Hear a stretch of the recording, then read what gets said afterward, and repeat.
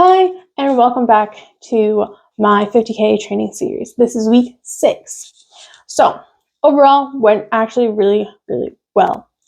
I got in all my rounds, I got in all my lifts, I got some zone 2 cardio on the bike, and I got a Stairmaster session in. So, went really well. But let's break down day by day. So, Monday, I had a full rest day, didn't do any training. So, super simple. Tuesday, got back to work. I had my leg day that I always do. I have it mostly consist of back squats, Bulgarian split squats, single leg RDLs, calf raises. I have tibialis. I guess those are raises with a band. And then I have hip flexor marches, also with a resistance band. And and kettlebell swings, but I do it with the dumbbells because I don't have kettlebells. So it was kind of just the breakdown of that strength session. And then later in the day, I had an easy 7-mile run. I picked to go outside because it's nice and beautiful and sunny. It's a little cold, but like the roads are melted a little bit, so the sides of the roads are more open and I'm more comfortable and feeling more safe to run. So I took this run outside. It's amazing. I picked a route that I've done before, but it's been a little bit because it's been so snowy and not safe to run outside. And I might have forgot about the hills, and there's so many hills, but it's going to pay off in the end. So not complaining, just stating the fact that there were hills. So moving on. Wednesday, I just had my zone 2 30-minute bike session at the gym. Easy, simple, just a great way to get in that zone 2 in a different way than just running, and it's less impact on my legs.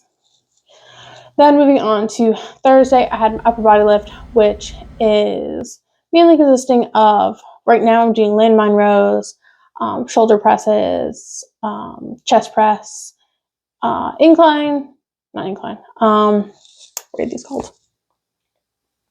Chest flies. And then I do bicep curls and tricep extensions, and then I do a little ab circuit at the end. So it's a lot of exercises, way more than you actually need. But because I'm just trying to hit all the main factors, because I don't want to lift multiple times more than I already do a week, just so I have more time for running. So it's kind of a bigger workout than I would normally even prescribe to an athlete of mine, but it's just what I have at the moment. And later in the day, on Thursday, I did a 6-mile run. Again, super easy. I just did the reverse of my 7-mile loop I had routed out, and I just cut off a mile. So it all worked out. That was great. Again, super hilly, but it was amazing outside. And then Friday was my Stairmaster session. It was 40 minutes. I propped up a YouTube video and watched that. Made the time soar right by, which was great.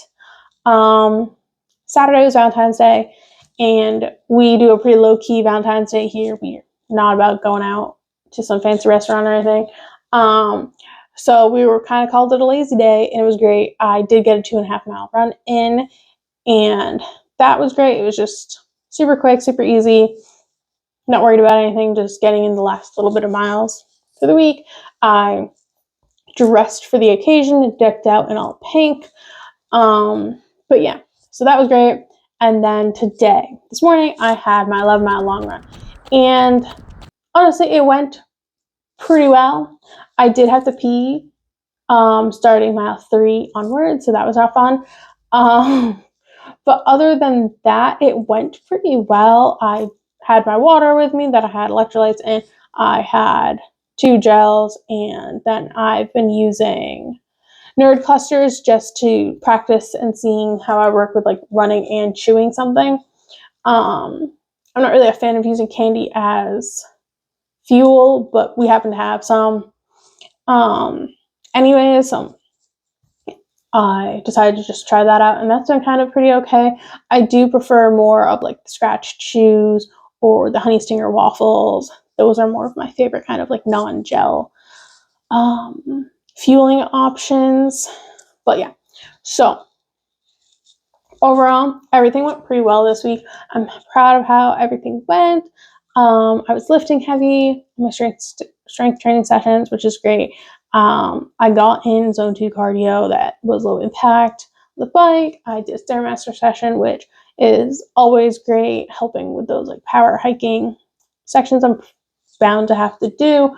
I've also been working in stopping on my longer runs, just because I know I'm going to be stopping during this ultra marathon at like aid stations and stuff, instead of like a marathon where you can just like roll right through and run past them. Like in this ultra marathon, you have to check in and check out at every single one. So I need to practice stopping, because as a marathoner and as someone who trains to not stop during their marathon races, like it's okay if you want to stop and you want to walk, and that's like great and totally fine.